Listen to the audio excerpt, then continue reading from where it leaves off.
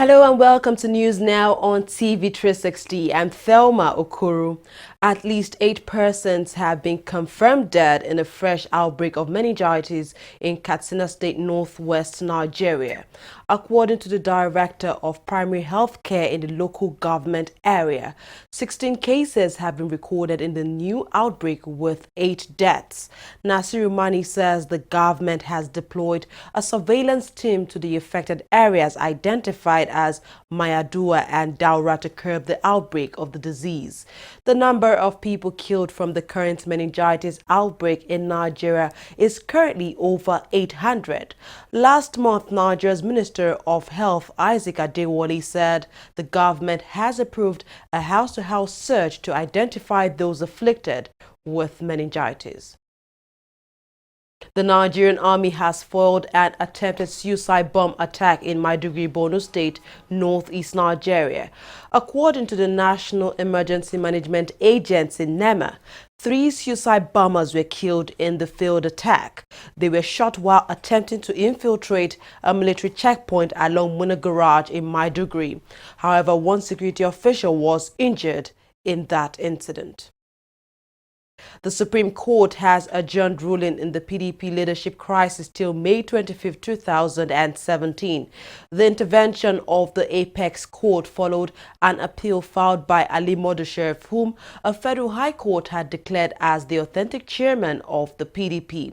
He is challenging a suit filed by the Ahmed McCarthy-led faction, appealing a decision of the lower court. PDP wants Nigeria's ruling party has been locked in a leadership crisis since it left power in 2015. If the McCarthy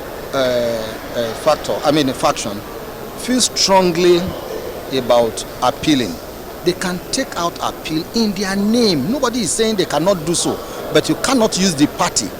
Don't forget, some people are in the saddle. Sheriff is in the saddle. He's been confirmed to be the leader or the controlling mind of PDP for now. Maybe it will be set aside later, but he says, I'm not interested in it. It's like in a board, in a company, there is a board. The board decides, takes an action which was subject of litigation. It suffers a defeat. Then in the court of appeal, it won. It can decide to discontinue the action. Whoever is not satisfied can take out an appeal in its personal or individual name. No matter how strongly you may otherwise feel about appealing, you must have instruction of your client. It is that instruction that we say is lacking in this case. The Court of Appeal Port Harcourt reinstating the leadership position of Ali Modu Sheriff, it becomes the responsibility of Ali Modu Sheriff to decide whether any appeal which had been filed without its instruction shall continue or not. You see, once you have a decision by the court, it takes effect immediately. It's like somebody uses your name to file a suit in court, and you get to know, do you keep quiet and say, oh, let him continue? I didn't, after all, tell him. You must get up and say, I never authorized Mr. X to file a suit. And that's what Ali Modu Sheriff is doing. He said the appeal filed without my authority, I'm discontinuing it, and he's done just that. They have a lot of things to do, a lot of work that come in every day. So we'll be here again on the 25th of May, God willing. The Nigerian Senate has postponed the submission of the 2017 budget report till next Tuesday. The Senate's Committee on Appropriations was expected to submit the report on Thursday before forwarding the document to President Muhammad Buhari. According to the Senate leader Ahmed Lawan, the submission was adjourned to allow both chambers of the National Assembly harmonize their versions of the report. A Jigawa State Magistrate Court has granted bail to a former governor of the state, Sule Lamido. Lamido was granted bail on self-recognition. He was arrested on Sunday by police officers in Kano State for allegedly inciting violence in Jigawa State. In celebration of the 2017 World Press Freedom Day, the Nigerian government has been urged to protect the rights and freedom of journalists here in the country. UNESCO, in collaboration with the European Union, organized an event to mark this day in Abuja, the nation's capital. At the event, the groups condemned the killings, arrests and molestations of journalists in Nigeria. They say these actions deny journalists the right of freedom of expression. Well, press freedom, relatively speaking, is rather good in Nigeria.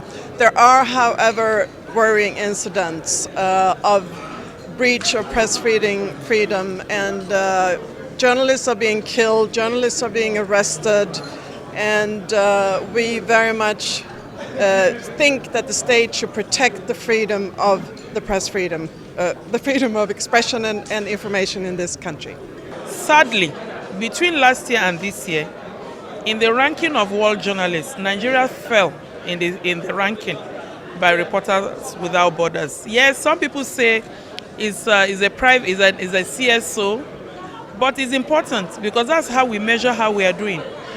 In 2016, they ranked us 116 among 180 countries.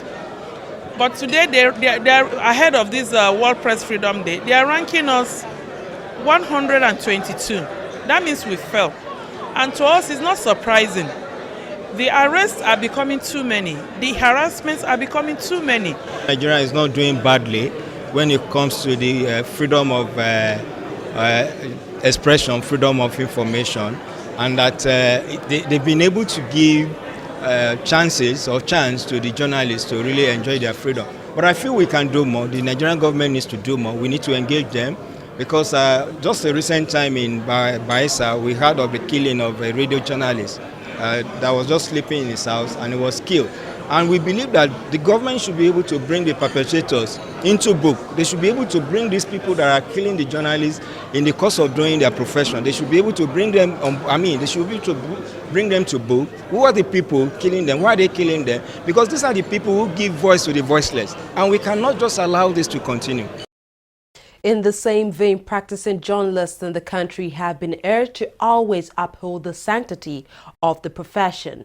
This call was made at an event on journalistic ethics organized by the U.S. Embassy in Abuja, the nation's capital. The event was in commemoration of the 2017 World Press Freedom Day. Part of the reason why society or some people in society tend to look down on us is because of we are wallowing in the brown envelope pool. We are happy to be there. They put us there, we want to remain there. So but the moment if you pull up yourself and get out of that pool, you get respected. Yes, we are operating in a very difficult environment, but in spite of that, look at some of the brilliant people we have produced. Anywhere, some people have gone even and won the Pulitzer, which is the highest journalism prize in the US. We speak of the credibility of our own media and say that our media is not credible enough. But it's because we allowed ourselves to sink so low with our own media. That's why we regard the international media as being very credible. It's the same people that are working. We are the same people that work for the international media and sustain its own credibility. So why can't we do it with our own media? I think this is one of the things that I think we need to speak to the authority. We need to speak to power and say, look, we have got sets of ethics that we must guard jealously. I really discovered that some of the journalists are not tired of being slaves. And if somebody is not tired of being a slave, you cannot fight for that person. There's a big television and radio station in Abuja and Lagos that don't pay. We have engaged them, we have taken them to the Ministry of Labor, and we are daily discussing this issue with them. But what we discover is they are playing pranks. They continue to discuss with us and say, look, we are discussing. So you cannot possibly shut down our station. And even when we made attempts, we did not succeed because all the members ran away. So my thinking is that they are getting money somewhere. They are enjoying the recklessness in the system, and so they are not cooperating. We as journalists, we need to try and learn more about fake news. We have to be on social media. This is not to say that we should refrain from social media because there are fake news there. No, we have to go there, because going there will allow us to see what is real, what is not, and then that will also allow us to know how to tackle it. So I think it's real, and we all try to do. I think our media managers and editors need to help other news writers with the right tools and knowledge of how to identify fake news and how to go about it. The Minister of Foreign Affairs, Geoffrey Onyema, says it is impossible to get Nigerians on death row in various countries abroad repatriated home through the prisoners exchange program. Onyema says that capital offenders did not fall within the prisoners exchange program. Official records show that 120 Nigerians face the prospect of death in Chinese prisons and over 170 in Indonesia, as well as Thailand, Malaysia, Vietnam, and 5 in Qatar, United Arab Emirates, and Saudi Arabia. Nigeria's Ministry of Foreign Affairs has refuted reports that the Nigerian embassy in U.S. was shut down by workers over non-payment of salaries. The ministry spokesperson Clement Aduku, in a statement in Abuja, said that though some junior workers were being owed salaries, the embassy was not shut down as been reported widely. The embassy officials say they reached a deal on staff wages and benefits after hours of negotiations.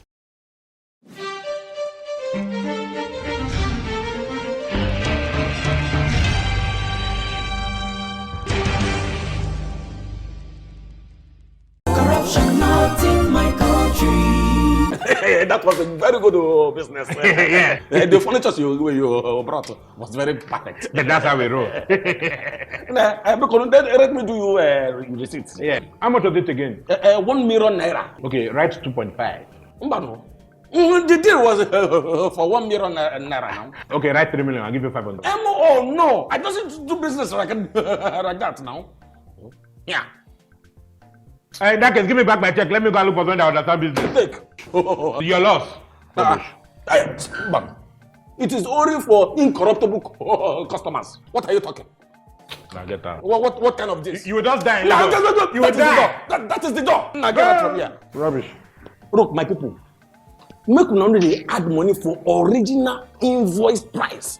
That's not corruption. Say no. Not in my country. Corruption not in my country.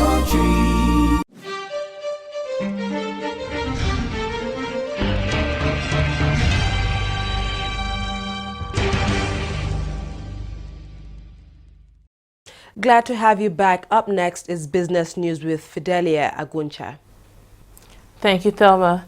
The Central Bank of Nigeria has readmitted 3 commercial banks into the new forex window for SMEs after they provided evidence of FX sales to small and medium-scale enterprises.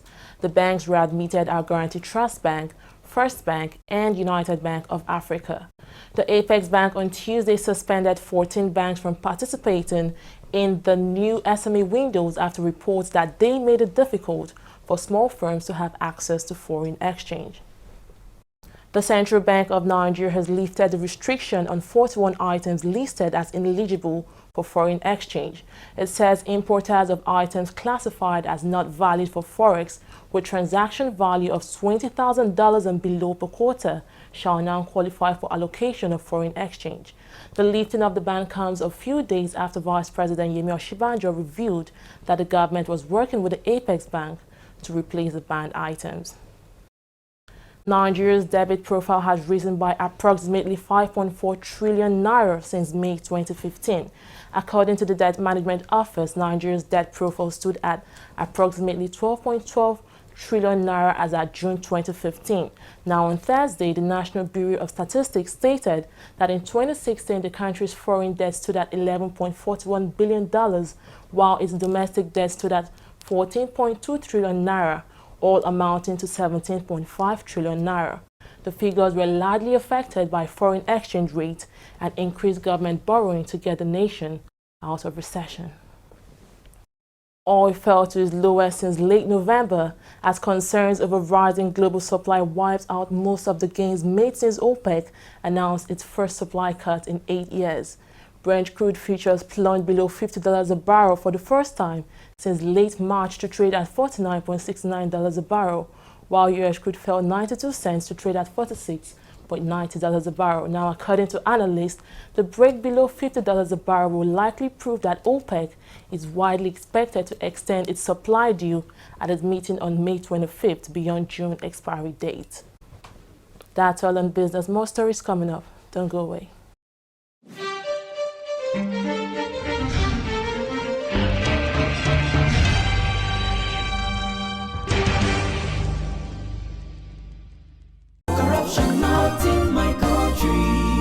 Mr. John! Mr. John! What is it now? What is it now? Please turn down the volume of your music. It's too loud. And how is that your business? It is disturbing me. I can't sleep.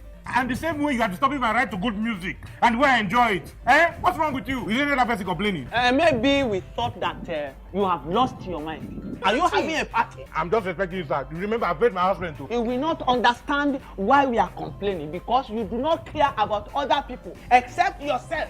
Look, the transformation we need in this country begins in this compound. Yes, now. From you, and I. This your selfishness is an offshoot of corruption. And corruption not in my country. Go to your bank. Go. Corruption not in my country.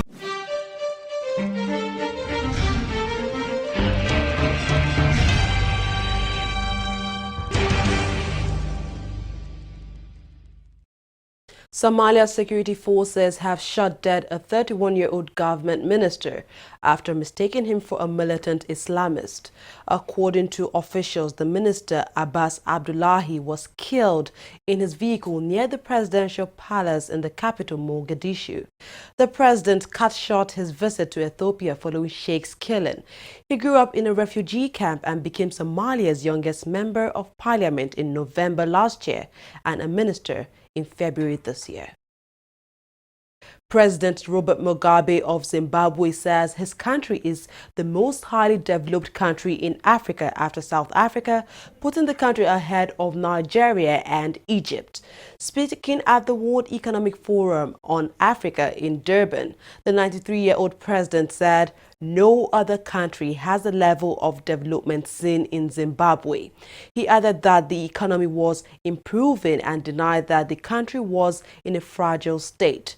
Zimbabwe is struggling with a debt crisis, as well as a fall in foreign exchange inflows and acute scarcity of cash and growing resistance to his 3-decade rule.